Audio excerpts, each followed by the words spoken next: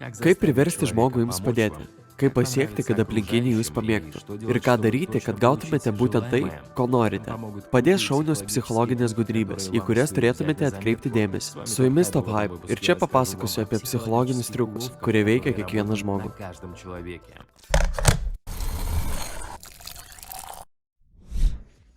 Tyla. Nepatogi tyla ne veltui yra vadinama nepatogia. Žmonės bijo ilgesnių pauzių pokalbio metu, ypač jei kalbama su nepažįstamu žmogumi. Visi esame patekę į tokias nemalonias situacijas, tačiau iš šios situacijos galima ištraukti ir naudos, ypač verslo santykiuose. Pavyzdžiui, įsivaizduokite, kad jums reikia sužinoti daugiau informacijos apie žmogų arba norite sudaryti gerą sandorį. Čia gali padėti tyla. Pauzė bendravime sukels nepatogų jausmą ir jūsų pašnekovas nevalingai stengsis jas užpildyti. Greičiausiai jis pateiks jums reikalingą informaciją arba pasakys ką nors, kas sužais jūsų naudai. Mums dažnai reikia pagalbos, tačiau koks yra geriausias būdas jos paprašyti? Atsakymą gali pateikti garsaus politiko Benjamino Franklino istorija. Vieną dieną jis nusprendė pelnyti palankumą žmogaus, kuris jo nemėgo, bet galėjo turėti įtakos jo politiniai karjerai. Tas žmogus turėjo labai didelę biblioteką, todėl Franklinas parašė mandagų laišką, prašydamas malonės, kelioms dienoms duoti jam retą knygą. Ji buvo nedelsiant išsiųsta. Netrukus politikas ją grąžino su padėkos laišku. Per kitą susitikimą tas vyras pirmasis kreipėsi į Frankliną, o vėliau jie net susidraugavo. Kai politikas vėliau rašė savo biografijoje, tas, kuris kartą tau padarė gerą, labiau linkęs tau padėti dar kartą, nei tas, kuriam pats padėjai. Štai tokia ir yra ta gudrybė. Jei norite pagalbos iš konkretaus žmogaus, pradėkite nuo to, kad paprašysite jo nedidelės paslaugos. Pavyzdžiui, ką nors perduoti, atspausdinti dokumentus arba nunešti lengvą krovinį. Po to tikimybė, kad asmuo įvykdys rimtesnį prašymą, labai padidės. Nuovargis. Galite pasinaudoti žmogaus nuovargiu, kad jis jums padėtų. Dėl nuovargio žmonės tampa pažeidžiami, todėl yra labiau linkę sutikti padaryti paslaugą. Pavyzdžiui, jei manote, kad jūsų draugas nepakankamai miegojo ir jo dėmesys yra išsiblaškęs, galite pasinaudoti progą ir paprašyti, kad jis jums ko nors padėtų. Greičiausiai jis paprasčiausiai negalės su jumis ginčytis, todėl sutiks. Ypač jei paprašysite jo kelis kartus iš eilės. Taip atsitinka todėl, kad žmogus yra išsekęs ne tik fiziškai, bet ir protiškai. Kai smegenys pavargusios, jam tampa sunku sugalvoti atsisakymą argumentą. Todėl jis pasirenka lengviausią būdą išspręsti iškilusią problemą, sutikdamas su prašymu. Šis metodas yra veiksmingas, tačiau jo nereikėtų naudoti per dažnai, juk jis nėra labai gražus ir humaniškas. Pirmas ir paskutinis. Pirmas ir paskutinis yra labai veiksminga psichologinė gudrybė. Žmogaus smegenys organizuotos taip, kad geriausiai įsimena pirmąjį ir paskutinį įspūdį. Arba iš esmės kažką pirmą ir paskutinę. Pavyzdžiui, žiūrite filmą su įdomia pradžia, nuobodžiu viduriu ir jaudinančia pabaiga, labiau tikėtina, kad filmas jums patiks ir net nekreipsite dėmesio į nuobodžiąją dalį. Tas pats veikia ir su žmonėmis. Būkite pirmi arba paskutiniai ten, kur norite, kad jūs gerai įsimintų. Jei jūsų laukia pokalbis dėl darbo arba svarbus egzaminas, stenkitės eiti tarp pirmųjų arba paskutiniųjų. O jei norite užmegzti naują pažintį, būtinai palikite gerą pirmą ir paskutinį įspūdį apie save. Kalbant apie pažintis, jei norite pamėgti naują žmogų, galite išbandyti psichologinį triuką, vadinamą veidrodžiavimu. Jo esmė paprasta. Būkite kito asmens elgesio veidrodinis atspindys. Pakartokite kai kuriuos jo žodžius ir frazes. Pakartokite jo kūno judesius. Pasistengkite kalbėti tokiu pačiu kalbos tempu ir užimti panašias pozicijas ir panašiai. Tyrėjai nustatė, kad šis metodas yra labai veiksmingas. Jie padarė išvadą, kad tie, kurie buvo kopijuojami, buvo labai palankiai nusiteikę juos kopijuojančio asmens atžvilgiu. Turėdami žmogų, kuris atspindi jūsų elgesį, patvirtinate savo vertę. Žmonės pradeda labiau pasitikėti savimi, todėl tampa laimingesni ir geriau nusiteikę kitų žmonių atžvilgiu. Jei norite, kad jūsų sėkmė būtų dar didesnė ir kad dar labiau jūs pamiltų, kreipkitės į jį vardu. Žmonės yra savanaudiški padarai. Nesvarbu, kas ką sakytų, mums patinka būti pastebėti.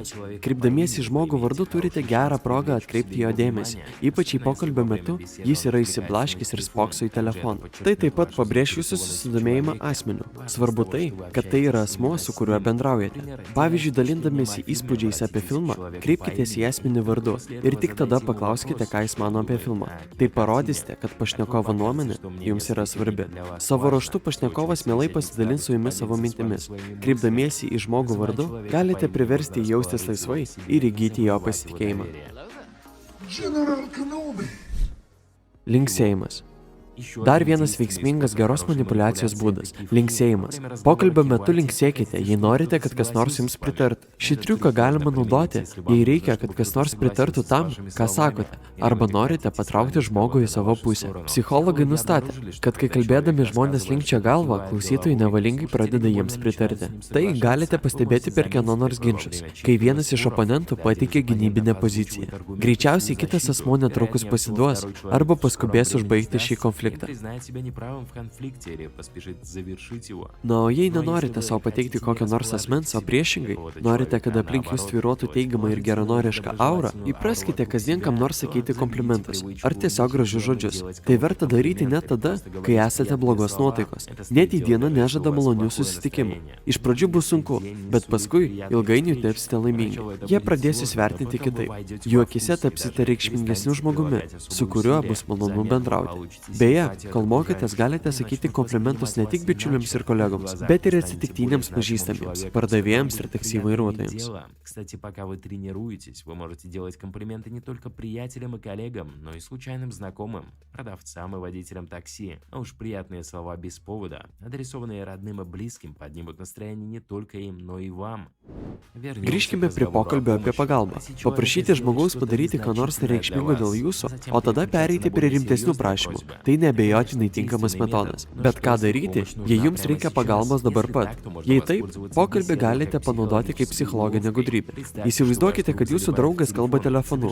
Visiškai nepastebi, kad jūsų rankose sunkiai knygų krūva, kurią reikia nunešti į kitą kambarį. Kad draugas atsitrauktų nuo telefono ir padėtų, pabandykite užmegzti paprastą pokalbį. Per vykstantį dialogą įmeskite jam į rankas keletą knygų. Labai tikėtina, kad draugas jums padės. Psichologai nustatė, kad įsitraukęs į pokalbį žmogus nevalingai ima viską, kas jam duodama. Taigi galite tuo pasinaudoti. Beje, kažkas panašaus suveiks, jei prieisite prie žmogaus, kuris su kuo nors kalba telefonu ir įkišite jam į rankas kokį nors daiktą. Kad ir ką jam įdėtumėte į rankas, jis tikriausiai tai paims. Taikykite aukščiau. Jei norite iš žmogaus ką nors gauti arba parduoti jam prekę, pasinaudokite psichologinę gudrybę durys į veidą. Kitaip tariant, taikykite aukščiau. Visada prašykite daugiau, nei jums iš pradžių reikia, o paskui nuleiskite kartelę žemiau. Kaip tai veikia? Pirmiausiai kreipitės į asmenį su pernelyg didelių prašymų, kuriuos greičiausiai atsisakys. Po to grįžtate su žemesnio rango prašymu. Būtent taip tas asmuo ir galvoja. Tačiau iš tikrųjų, žemesnio rango prašymas yra tai, ko iš pradžių jūs ir norėjote. Šis triukas gali atrodyti šiek tiek nelogiškas. Tačiau esmė ta, kad asmuo atsisakęs 2 kartus jausis nepatogiai. Tačiau jis pats savo taip paaiškins prašymo nepagristumą. Taigi kitą kartą, kai kreipsitės į jį su savo tikruoju poreikiu, jis jausis įsipareigojęs jums padėti. Naujokas.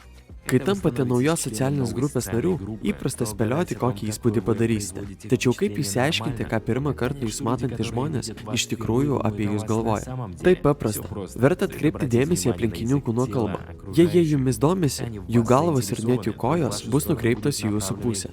Jei žmogus žiūri į jūs, bet stovi šiek tiek pasisukęs arba jo kojos nežiūri į jūs, greičiausiai jis jaučiasi nepatogiai ir savo kūnu aiškiai parodo, kad jūsų buvimas yra nepagėdaujamas. Tai beje, veikia tiek įprastame bendravime, tiek romantinėse situacijose. Na, o komentaruose parašykite, kokias psichologinės gudrybės žinote jūs. Taip pat, jei sudomino, paspauskite like ir prenumeruokite kanalą.